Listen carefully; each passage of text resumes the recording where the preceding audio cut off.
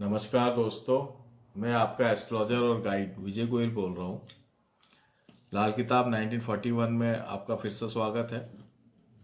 इस बार मैं एक नई श्रृंखला लेके वापस आया हूँ लाल किताब 1941 से। वो है ग्रह युति की कॉम्बिनेशन ऑफ प्लैनेट्स। इसकी काफ़ी डिमांड थी, तो मैंने सोचा कि पूरा इसकी भी एक श्रृंखला बनाई जाए, जैसे मैंने पूर्व में खानावार ग्रहों के रिजल्ट्स की श्रृंखला बनाई। तो आज का जो हमारा टॉपिक है वो है बृहस्पति और सूर्य, सन एंड जुपिटर। तो इसका जो कॉम्बिनेशन का जो रिजल्ट है, ये दो ग्रह अगर आपस में रहते हैं एक कुंडली में, तो उसका क्या रिजल्ट आता है, वो लाल किताब 1941 में क्या लिखा हुआ है वो मैं आपको आज बताता हूँ। पेज 208, बृहस्पति सूर्य, लाल किताब 1941। अकेला गुरु जगत बाबा जो होवे, बाप रवि से वो कहलाता है। यानी कि अकेला जो गुरु है वो जगत बाबा होता है, और बाप रवि, रवि जो है वो पिता, पिता से वो कहलाता है। रवि गुरु जब इकट्ठा हो बैठे, बाप बेटा हर दो मिल जाता है। तो यहाँ पे जो बात बताइए कि जब भी रवि और गुरु अगर इकट्ठा बैठे होते हैं तो बाप बेटा हो जाता है। तो यहाँ पे ये जो कॉम्बिनेशन है, ये बाप बेटे वाली कॉम्बिनेशन है। यानी कि जब भी बृहस्पति सूर्य इकट्ठा होगा तो बाप बेटे की कॉम्बिनेशन कहलाई जाएगी। ये एक तो ये बात इसमें मुख्य रूप से बताई है। दूसरी बात ये बताई गई है कि लाल किताब में बृहस्पति को जो है पिता का और बुजुर्गों का कारक बताया गया है, लेकिन जब बृहस्पति गुरु इकट्ठा होगा तो पिता का कारक यहाँ पे रवि हो जाता है, सूर्य हो जाता है। बाप रवि से वो कहलाता है, यानी सूर्य यहाँ पे पिता का कारक है और बृहस्पति वो खुद का कारक है, स्वयं का कारक वो बृहस्पति बन जाता है। जस्ट रिवर्स हो गया, यहाँ इंटरचेंज हो गया। इस बात को आप समझे। तो अकेला गुरु जगत बाबा जो होवे, बाप रवि से वो कहलाता है। रवि गुरु जब इकट्ठा हो बैठे, बाप बेटा हर दो मिल जाता है। यानी रवि का जो हो गया बाप और गुरु का जो हो गया बेटा। यहाँ पे गुरु जो है बेटा का रूप हो गया, ठीक है ना, मिल जाता है। किस्मत हर दो एक ही होवे, मिले दोनों चंदर ही बन जाता है। यानी कि दोनों की जो किस्मत है, बाप और बेटे दोनों की किस्मत एक होती है, या हम यहाँ पे एक होने का मतलब ये बताया है कि मिलकर चलती है। जब भी बृहस्पति गुरु इकट्ठा किसी भी कुंडली में होगी तो बाप बेटे की किस्मत एक साथ चलेगी। अगर बुरा होगा तो दोनों का बुरा होगा, अच्छा होगा तो दोनों का अच्छा होगा। या आप ये कह सकते हैं कि एक आदमी की किस्मत चलेगी तो दूसरे की नहीं चलेगी, या दूसरे की चलेगी तो पहले की नहीं चलेगी, लेकिन दोनों का रिजल्ट मिला जुला आएगा। तो किस्मत हर दो एक ही होवे, दोनों को इकट्ठा रहने की बात यहाँ बताई गई है।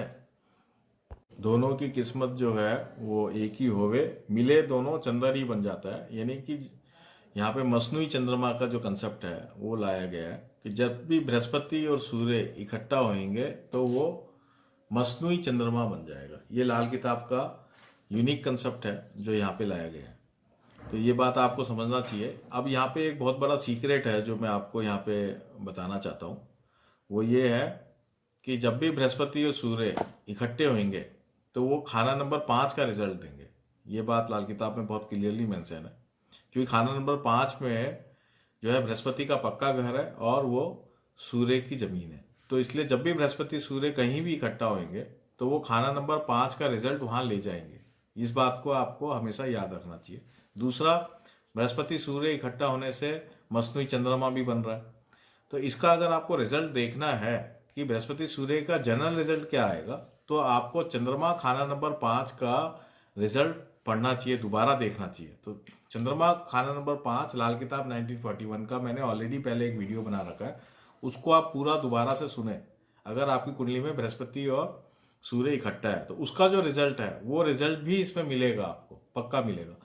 तो मैं आपको उसका थोड़ा सा पार्ट, चंद्रमा खाना नंबर 5 लाल किताब 1941 का जो छोटा सा पार्ट है वो मैं आपको इसमें पढ़ के बताता हूँ कैसा व्यक्ति कैसा होगा जिसका बृहस्पति सूर्य इकट्ठा है। तो ये खाना नंबर 5 चंद्रमा लाल किताब 1941। धर्मात्मा हो गए, वहां पे क्या लिखा हुआ है, धर्मात्मा होगा वो, राज दरबार से में इज्जत हो, ऐसे व्यक्ति को राज दरबार में इज्जत मिलेगी। गो जंगल पहाड़ का सैलानी हो, उसको पहाड़ और जंगल में घूमने का शौक होगा। वक्त मुसीबत चिड़िया से बाज लड़ाने का हिम्मत वाला होगा, जब भी उसके जीवन में मुसीबत आएगी तो वो चिड़िया से बाज लड़ाने की हिम्मत रखता होगा। माता व नर औलाद पर बुरा असर ना होगा। तो इतनी सारी बातें यहाँ पे लिखी गई हैं, और भी बहुत सारी बातें लिखी हैं जो आप खुद पढ़ें। तो यानी कि उसमें ये क्वालिटीज आ जाएंगी जिसका भी बृहस्पति सूर्य इकट्ठा है कुंडली में। ठीक है, तो मिले दोनों चंद्र ही बन जाता है। ये सीक्रेट मैंने आपको यहाँ पे बता दिया है। आप चंद्रमा खाना नंबर 5 का वीडियो भी जरूर देखें। अब आगे क्या लिखा है, घर 6-7 वो है राशि फल के इकट्ठे से ऋण पित्र हो जाता है। दुनिया की रूह का रवि हो मालिक तो मालिक गुरु जगत हो जाता है। यानी कि खाना नंबर 6 और 7 के अंदर, खाना नंबर 6-7 के अंदर ये राशिफल का रिजल्ट देता है, इकट्ठे होने से ऋण पित्र हो जाता है। यानी कि खाना नंबर 6-7 में ये इकट्ठा रिजल्ट नहीं देता है। इस बात को आप समझना है। बृहस्पति सूर्य की जो कॉम्बिनेशन है, खाना नंबर 6-7 में इकट्ठा रिजल्ट नहीं आएगा, उसका इंडिविजुअल अलग अलग ही रिजल्ट आएगा, और ये ऋण पित्र कहलाता है। यानी 6-7 में ये रिजल्ट जो है योग बनने के बजाय, अच्छा बनने के बजाय वहां पे ऋण पित्र बन जाता है। इस बात का आप ध्यान रखें। दुनिया के रूह का रवि हो मालिक तो मालिक गुरु जगत का है। दोनों इकट्ठे हो सांस रूहानी जहां दोनों त्रिलोकी हो जाता है। तो दुनिया में रूह का मालिक तो रवि है, आत्मा का कारक रूह का कारक रवि है, और जगत गुरु का मालिक जो है सूर्य है। ये बात सबको पता ही है। दोनों इकट्ठा हो सांस रूहानी, सांस जो है वो बृहस्पति है और रूहानी बृहस्पति है, रूहानी भी जो है वो भी बृहस्पति है। तो दोनों इकट्ठा हो सांस रूहानी, यानी ऐसा व्यक्ति जो है रूहानी नेचर का होगा, जहां दोनों त्रिलोकी हो जाते हैं। यानी कि दोनों का रिजल्ट त्रिलोकी का मतलब यहाँ पे बड़ा इंपॉर्टेंट है कि यहाँ त्रिलोकी का मतलब हो गया 3 जनरेशन, या पास्ट प्रेजेंट और फ्यूचर।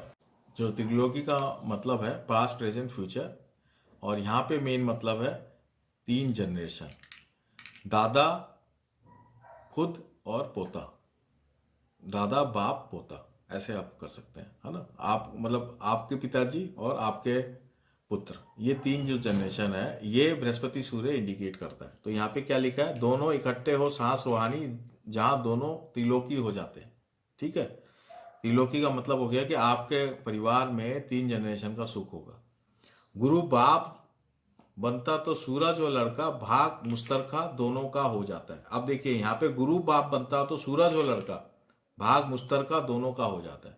तो यहाँ पे अगेन ये त्रिलोकी वाली बात को यहाँ पे क्लियर की गई है। आप इस बात को फिर से समझ लें कि पहले लाइन में क्या लिखा है कि सूरज बाप है आप बृहस्पति हो, और दूसरी लाइन में क्या लिखा है यहाँ पे लाइन नंबर 7 में कि गुरु बाप है और सूरज लड़का है। यहाँ पे यही बात बताएगी, इसी को त्रिलोकी कंसेप्ट बताया। त्रिलोकी कंसेप्ट का मतलब ये है कि जब आप पैदा हुए तो बाप बेटा इकट्ठा रहेंगे, और फिर उसके बाद ये इस बात का इंश्योरिटी होती है कि आपका भी बेटा होगा। इसका मतलब ये भी है। फिर आपका जब बेटा हुआ तो आप बाप बन गए, और फिर आपका बेटा, यानी पहले तो आपका और आपके पिताजी का भाग इकट्ठा हो जाएगा, फिर उसके बाद में आपका और आपके बेटे का भाग इकट्ठा हो जाएगा। ये बात यहाँ पे बताई है।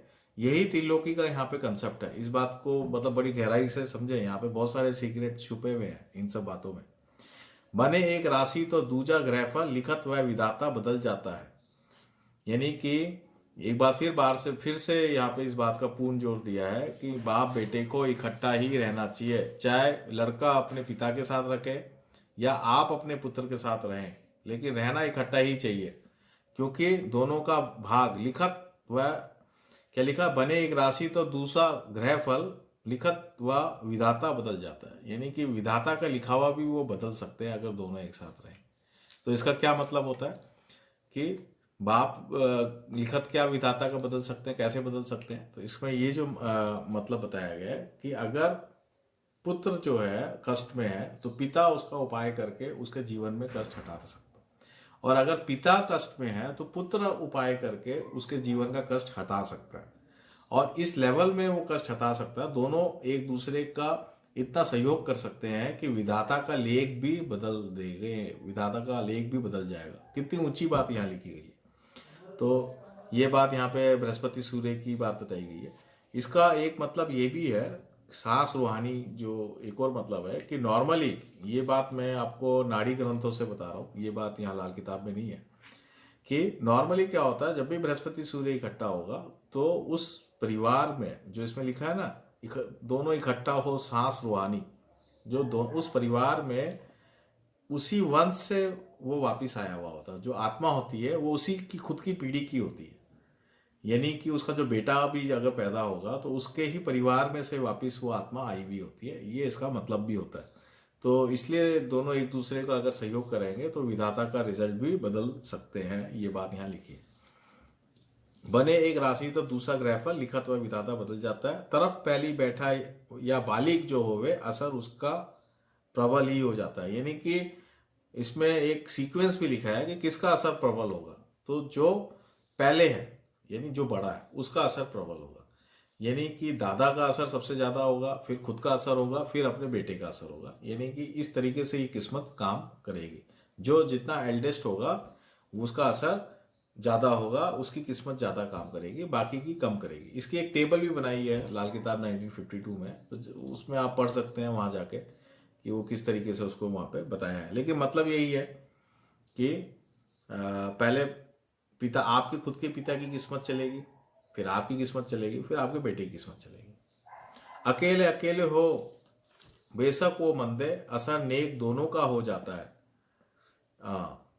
दुश्मन ग्रह या घर मंदे मरे, या टकराते वह वो टेवे में, फल दोनों का हो कभी भी ना मंदा, बैठे ख्वा बेशक वो कहीं ही हो। अब इस लाइन में अगेन फिर बहुत इंपॉर्टेंट बात बता दी है कि अगर ये दोनों अकेले अकेले बैठे हुए हैं तो जरूर हो सकता है कि दोनों का रिजल्ट जो है किसी ना किसी का रिजल्ट मंदा है, यानी कि अगर आपकी कुंडली के अंदर बृहस्पति अलग बैठा हुआ है, सूर्य अलग बैठा हुआ है, तो आप दोनों का अलग अलग रिजल्ट पढ़ लीजिए। तो हो सकता है बृहस्पति का अच्छा रिजल्ट आ रहा हो, सूर्य का खराब रिजल्ट आ रहा हो, तो दोनों का रिजल्ट अलग अलग, किसी का अच्छा किसी का खराब हो सकता है। असर नेक दोनों का हो जाता है, यानी लेकिन अगर दोनों इकट्ठे हैं तो इसका असर नेक हो जाता है। ये बात इसमें बिल्कुल क्लियर बताइए। इसके अलावा एक बात जो इसके साथ होती है, किस लेवल तक नेक हो जाता है।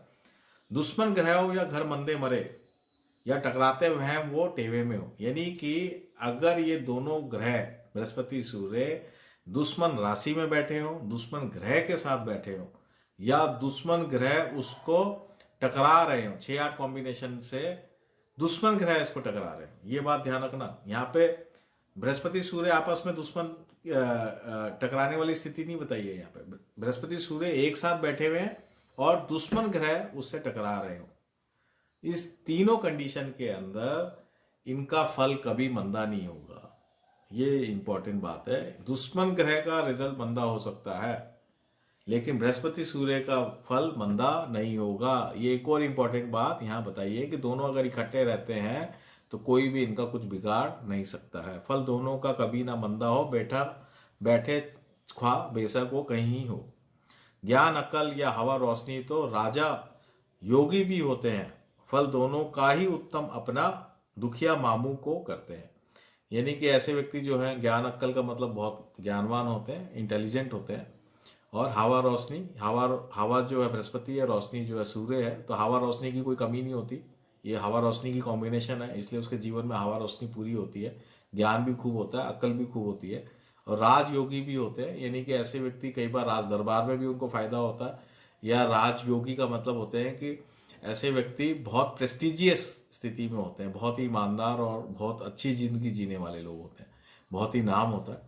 तो इस तरीके से राजयोगी का भी शब्द लिया गया। योगी का मतलब होता है जो बेईमानी के अंदर नहीं उतरे, राजा होते हुए भी ईमानदार हो, राजयोगी भी होते हैं। फल दोनों का हो उत्तम अपना दुखिया मामू को करते हैं, यानी दोनों का फल जो है वो उत्तम होता है और दुखिया मामू को वो करते हैं। यानी कि ये कॉम्बिनेशन होने से केवल जो इसमें नुकसान बताया है वो मामू का है, कि हो सकता है मामू का जो खानदान है वो दुखिया हो या वो कमजोर हो आपसे। ये बात यहाँ पे इंडिकेट की है। इस बात को यहीं पर ही इन्होंने ख़त्म किया। तो पेज 208 में तो जो है वो यहाँ पे ख़त्म हो जाता है, और पेज 209 जो है मैं आपको इसके नेक्स्ट वीडियो में बताऊंगा, क्योंकि ये वीडियो काफ़ी लंबा हो गया। तो नेक्स्ट वीडियो में पेज 209 इसी कॉम्बिनेशन को आगे बढ़ाऊंगा। ठीक है, अभी धन्यवाद।